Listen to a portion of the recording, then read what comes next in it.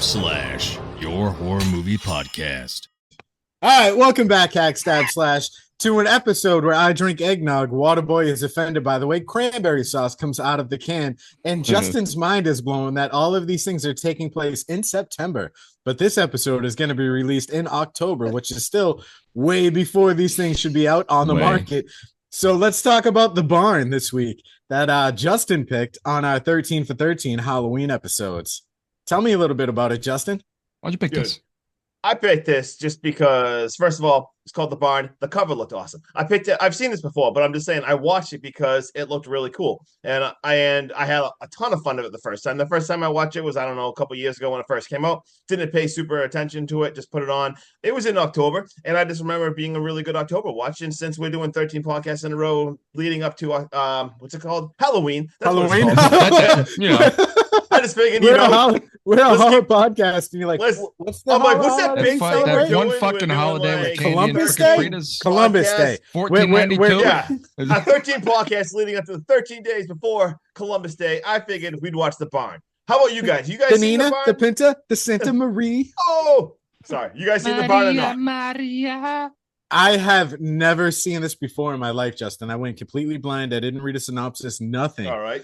And the second I seen these opening credits, Kristen was watching this with me. Hell yeah. She goes, "Is this a Justin movie?" Yes. And I was like, "Absolutely."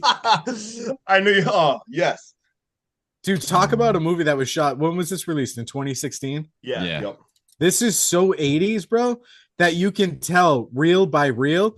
They get that little yellow circle in the top left that tells them to change over the film. Dude, Yes. this movie seemed more 80s than 80s movies. Yes. Yes. And that's why I picked it, because that is my thing. Let's go. Hey, guys, if you're looking for a low budget movie and you want it to have that 80s vibe, take notes on this. There you go. Boom. And they have a second one. All right, I know. what was your expectation? Yet. So my expectation going to this, off the cover alone, was a 7 because that cover of this movie looked pretty freaking sick. All these guys look vibing. sick as shit. Yeah. Hell yeah. That cover look, I was vibing with that cover for sure. So I was already thinking, Justin does pick some bangers, and the cover was awesome, so I gave it a 7 starting out. I appreciate that. Hell Just yeah. a quick little fun fact, Waterboy. I did text Justin while I was watching this movie, and I was like, "Yo, I like there's about to be some titties in this movie, ain't there? Because Lena Quigley's in this." He did. He called it right away.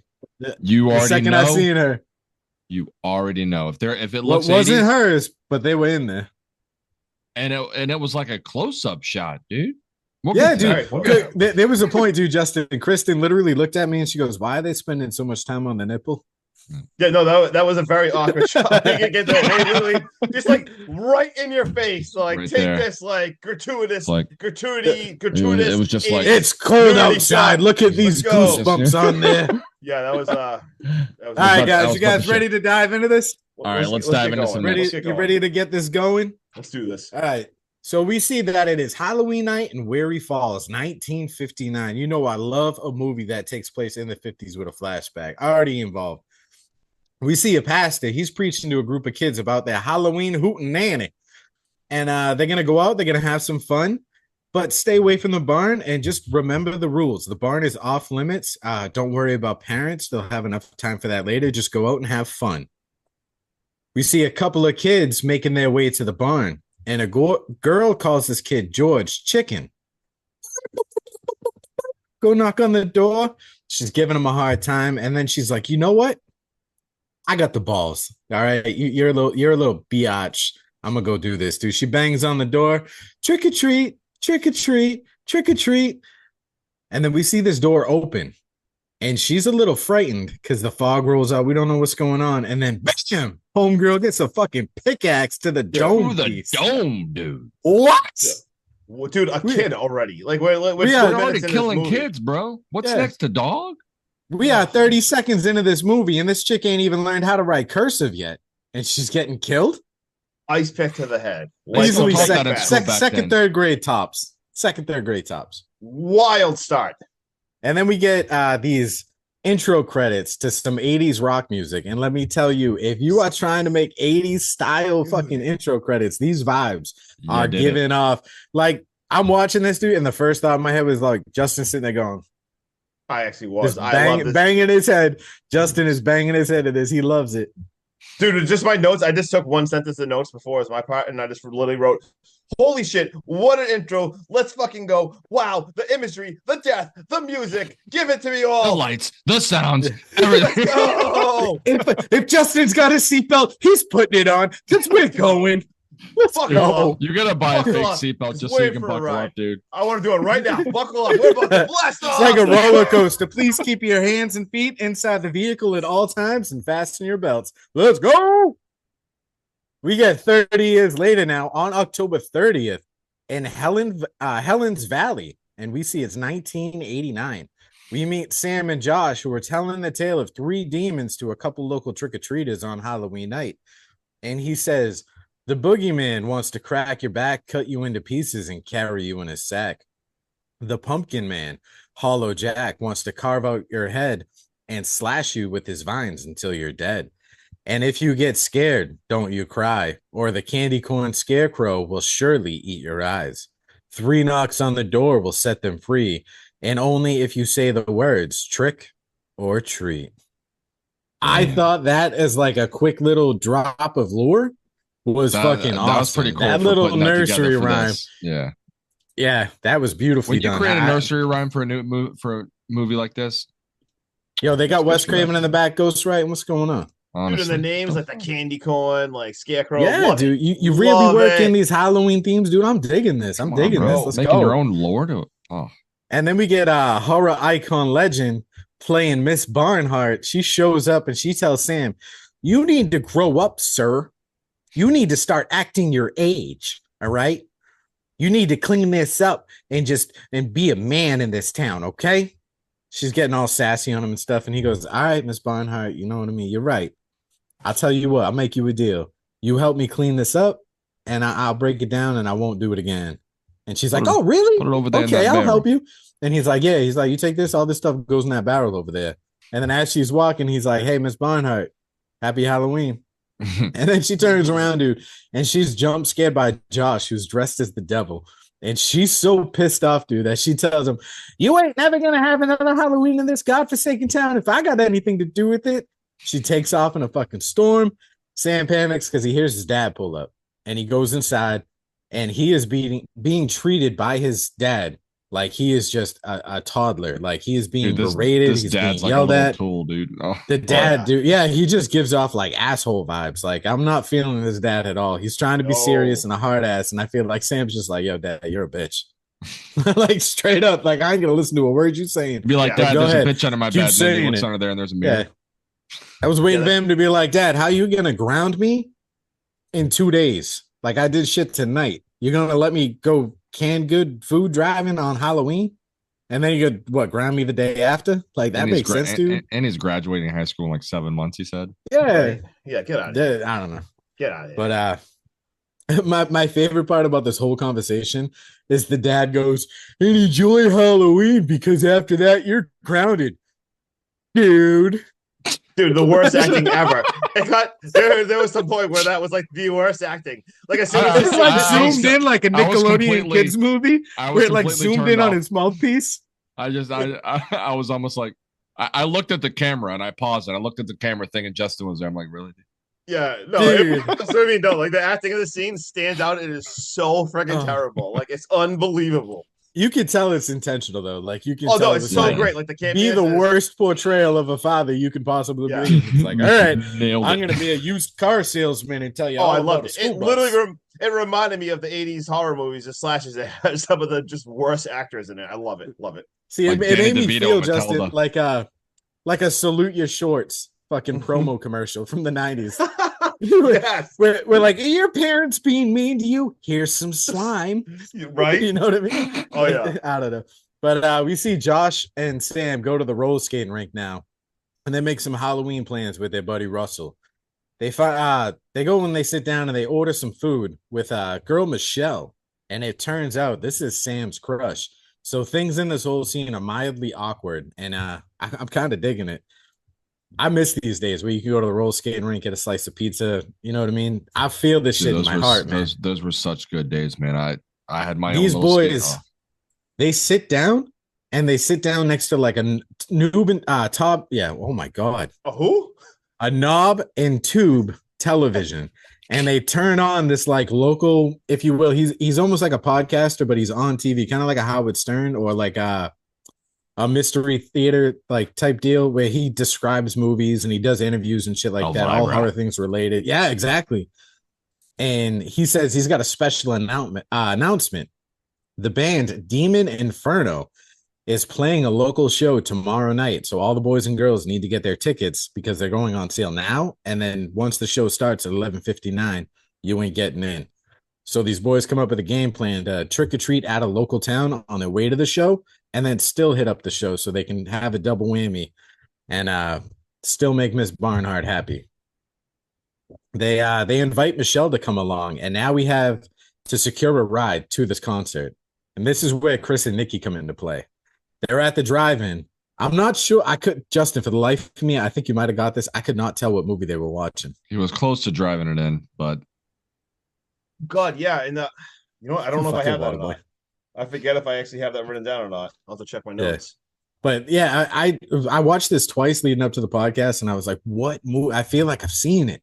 Yeah. You know what I mean? I almost wanted to say like Eraserhead or something, but I was like, I don't know. Yeah, I don't know if I have that written or not. So they rip open Chris's fucking door, and like Waterboy said, he was trying to do the drive-in, but he was getting was driven out. They pull him out, and they're like, "Yo, we're going to see, Demon Inferno," and Chris pulls out the most 80s fucking bag of weed I've ever seen. Oh God, that was bad. Fucking He's $5 like, bag. you bring the gas, and he pulls it out like it's a big deal. It's like literally like maybe a ground up nug with a bunch of shake. And he's like, I'll bring the party, bro. Yeah. Like we're gonna get ripped for about 5 minutes because that's all I got. They're driving now. And while they're driving, they have Chris explain his Halloween rules to the group. And then they see a sign for an upcoming town with like just boards boarded over it. Like no one's supposed to know it's there. And they wrote Deathville on it. No. Yeah. Like, I don't usually. Let's go trick or treating in a town that looks fucking deserted. The thing is all boarded up. It says Deathville written across it. So obviously some shit has happened in this town. The roads are overgrown. When you see the van pull up to a gate that's gated off and it says no trespassing, and then they're like, oh, this is probably just a forgotten town. We're good. Like, red flag. You need full-wheel drive and a fucking 6-inch lift to drive on these roads. What the fuck are you doing in a minivan? Throw a flag on the plate. Flag. Personal foul. But let's park in a pumpkin patch, dude, and then just walk to town. Like, come on. We also see the red barn from the opening scene, so they're planning on camping out right next to this fucking barn. They're asking for the sun goes down now, and the group gets together, and they're all drinking, chilling, having a good time. They got a small fire going. They ask Chris to finish up the Halloween rules list. They also poke fun at him, and then they poke fun at the barn legend, and this leads the group to going back to playing Truth or Dare. So this Truth or Dare feels very late 80s, very early 90s, because that was the game to play when you were a kid. Oh, yeah. Sam, being a badass, he chooses Dare. And Nikki says, you know what? I dare you. Go walk up to that barn, dude. Knock on the door 3 times and say trick or treat. Let's see what happens. So instead of going by itself, though, the whole group decides to go with him. They're at the barn door now, and they start knocking. And they all knock simultaneously, and they all say trick or treat at the same time. And they're like, meh. You know what I mean? They're a little like psyched out, if you will, or like nothing's happening. But then we see barn boards glowing red. We see like this electrocution of a pumpkin. We see this miner who looks frozen stiff get like a little jolt of electricity like down its back, and it wakes up, dude. Like these electrical volts scream 80s effects, man. Like I'm loving this so far. God, dude. Like this is some shit. Like one of my favorite movies is The Gate. This reminds me of The Gate. God, yeah. Like, these little zaps and shit. Yeah, the zaps this up, and then the little things appear. Hell yeah. Yeah. And then we see the barn doors rip wide open as these demons are coming to life. Russell leads the way like an absolute fucking moron, and he runs in for the rest of the group to follow into Waterboy's turn. Let's go. Man, I just gotta say, when you gotta get the hell out of there. If this door opens up by itself, that's another red flag. Another red flag. Flag on the play. Come on. Like, come on, dude. There's so much shit that's saying go home. turn around. You don't belong here. And these guys are like, nah, let's keep going. We'll keep going. And then when you go inside, there's like first thing you see is like a shrine, like a sacrificial wooden bed. Yeah, there is all kind of. It looks like satanic cult fucking shit. Markings upside down, sideways. No, there's like a crazy ass pickaxe thing that looks like something out of a fucking Halloween movie. I'm good. They're peace. Like, let's look around. Get out. What's that smell? So they're complaining about the smell in there, and we see that they're being watched by something.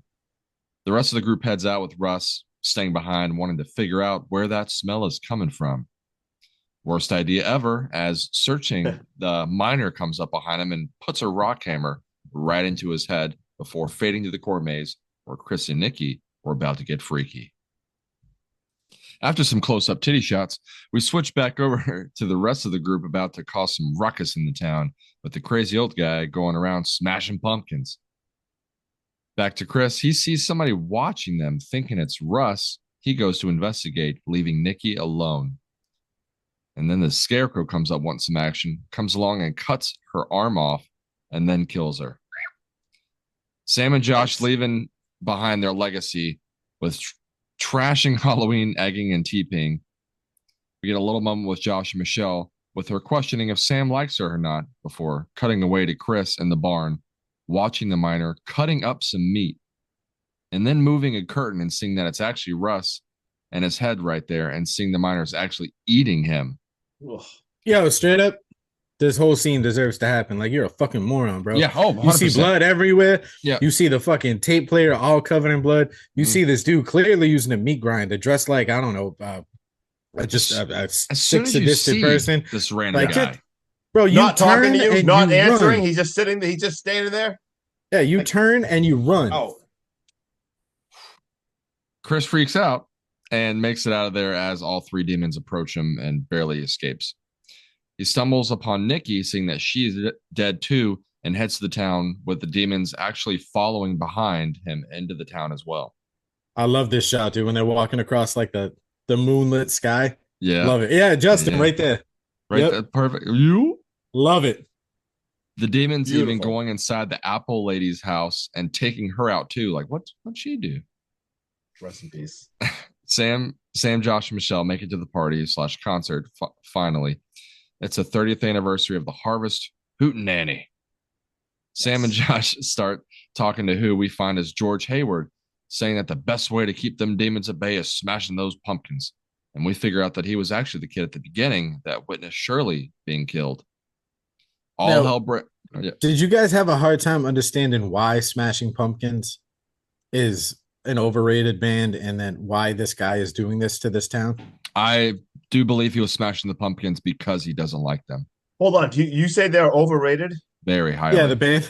The band. You think the Smashing Pumpkins were overrated? Yeah, a little bit. A little bit. They're just not my flavor of music. That's why I said that. I thought it was honestly, a good like the name. Have you ever heard the song "Drown"? Have you ever just like close your eyes and just listen to "Drown"? Like, no, I don't like drowning, Justin. That's one of the worst ways to die. All right. Well, I just want to say that the Smashing Pumpkins are not overrated. I just want to put that out there and continue on. I don't like the name either. No, on a serious question, I didn't understand why he was smashing these pumpkins, Justin. Oh no, I actually had no clue. I was because like every Halloween movie I've seen, even like in Trick or Treat, you have to have a jack-o'-lantern lit. Like it helps protect you. It gives I just assumed he was like the crazy old guy that's like, don't go to the just hates Halloween. Yeah, I was just like, oh, okay, old guy. You got all right. You got it. I'll smash the damn pumpkins. All hell breaks loose now with the tonight. Wanna go for a ride? I love getting Justin going. That's staying, dude. All hell breaks loose. All hell breaks loose with the demons going to the party and killing everywhere as they attempt to hide. We get some cool ass kills of clawing, dismembering, burning, you name it. It's all in this freaking scene. It's in there. Hacked, stabbed, and slashed right into Justin's turn. Shout out the podcast. Let's go. Shout out the podcast. Smash Pumpkin sucks. So George jumps in there, and it's, you know what? It's his time to shine. He is going to fight these monsters, and he does not put up a good fight at all. And quickly realizes, dude, what is he use like fucking bubble gum to hold this knife onto the fucking poker? Yeah. quickly realizes that despite Hubba all Bubba. his rage, he is in fact just a rat in a cage, and he is sliced, diced, ripped apart rather I fast. love it. Such a good song. God dang it, dude. And he basically tells him as he's dying, he's like, "Get back to the barn. I got the miner's necklace. Send these motherfuckers to hell. I'm a Do me goner." one more favor. Make Yeah. sure you survive the night and send them all to hell. Yeah, I'm a goner. You're like, yeah, no shit. You got absolutely destroyed. Poor Oh George. my god, dude. Anyway, it is go time. We see Sam and Josh. They are gearing up. They are going to single them out because they're following Sam's rules right now. And let's go. They're going to give them a trick. They are suiting up. They are getting weapons. They are getting eggs. They're going to the pumpkin patch. And right when they get there, they find their friend, and his face is carved the hell up. Not good at Dude. all. They got the scroll out. Yeah. And then Jack-o'-lantern head man turns around and he punches Josh right in the face. And as it happens, Sam smashes him with a bat, falls, keeps smashing him with this bat, and all of a sudden he falls and starts zapping, like Sean was talking about. The electricity starts coming in. He becomes a pumpkin. And then we have an awesome scene of smashing pumpkins to badass music. And every single time they smash a pumpkin, that crazy like electricity zap. And now you starting to realize, holy crap, like this is why they got to smash all the pumpkins. Like this dude literally just keeps becoming pumpkins. Leave me. Sean, if you said something, you're muted, but I don't know. Anyway, as he's walking away, we see all of a sudden like vines coming up from the ground, and they wrap around him, and all of a sudden they have weed killer. I'm getting like so excited. They got like weed killer, and they blast Jacqueline's face with the weed killer, and he dies again. His face melts, and they start smashing it. They grab M80s. They even have a badass badass line where he says, "See you later, alligator." Like, let's go. To the cornfield next. Burn it down. And unfortunately, we see Nikki dead. She is literally on the pole. The friggin' pole is like, she's like, the pole like went right in her or something. I don't even know how you want to say Yeah, it. it did. The pole. Should have seen her at the drive-in. Jesus, did you see that scene No, too? Anyway, so she's dead on a pole. That's what I meant to say. Dead And on a pole. The candy corn scarecrow dude comes out, and we have like an epic fight. He's like squaring off with Josh. We have like a nice 1v1, and ends up Josh has shears. He stabs this thing. He kills it. Even tells it to eat shit and die.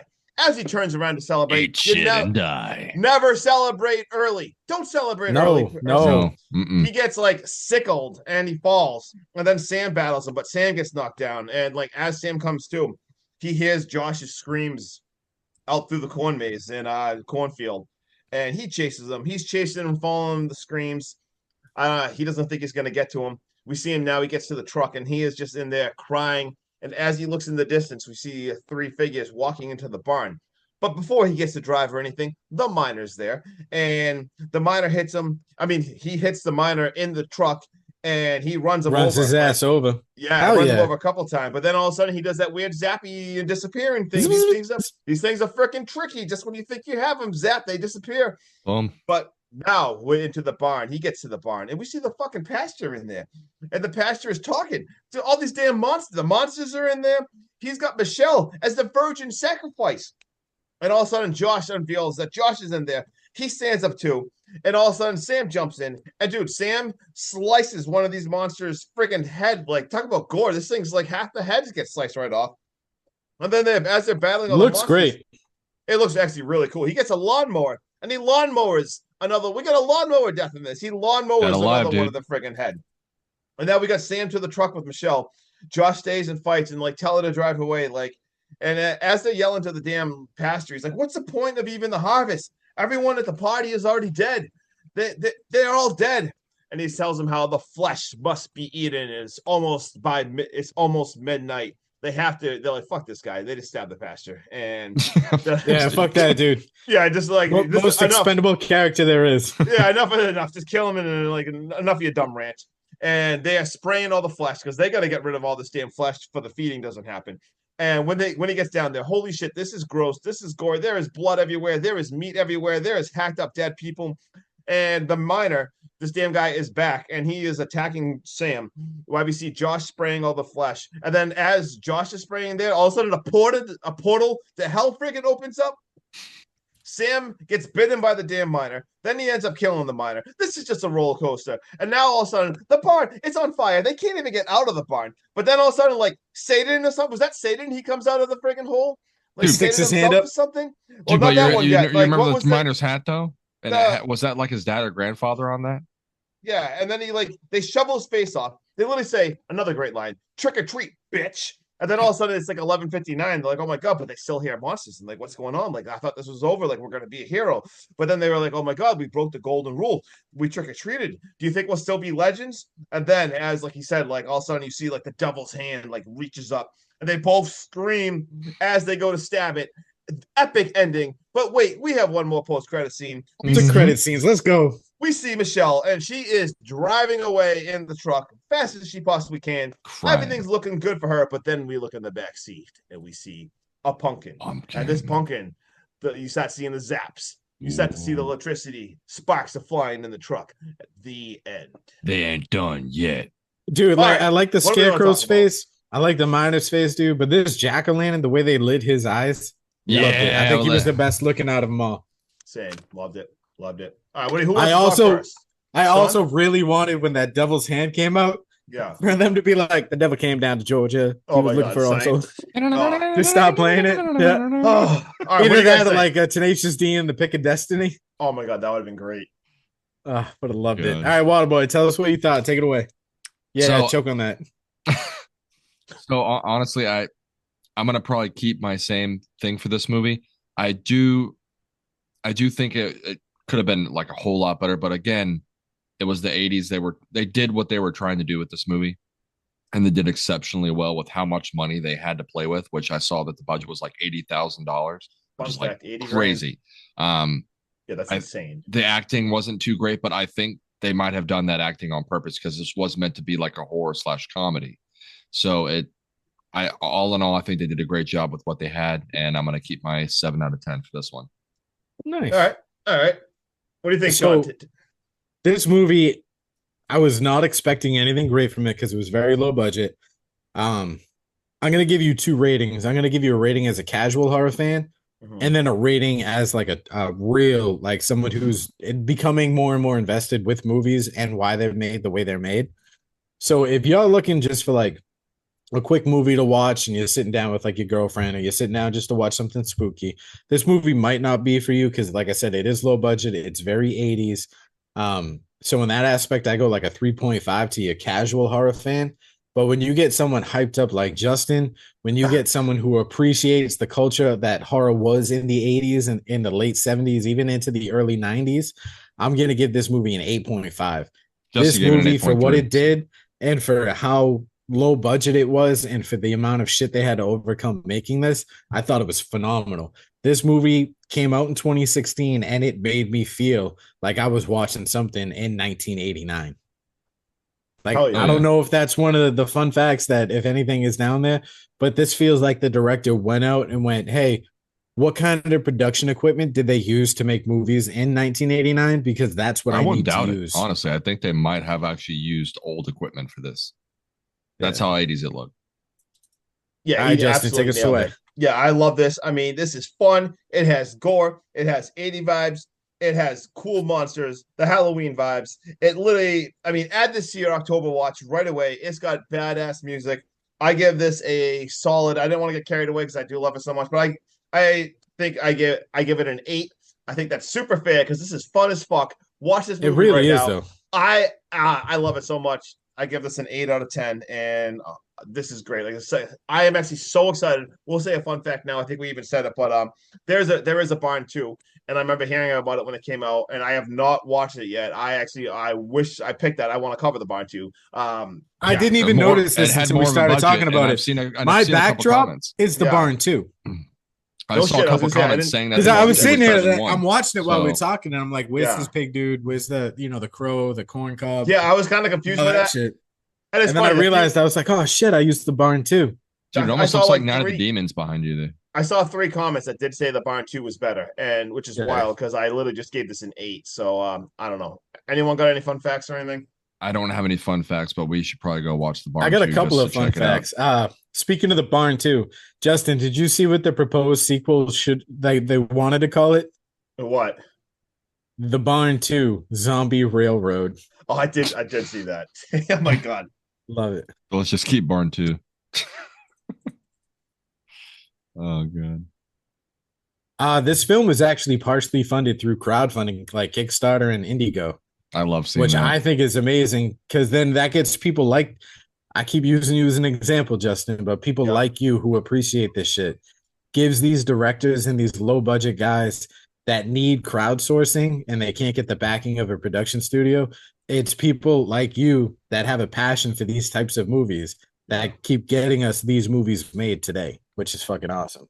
Love it. And they needed that badly, that crowdfunding too, but they had a lot of issues with this movie making.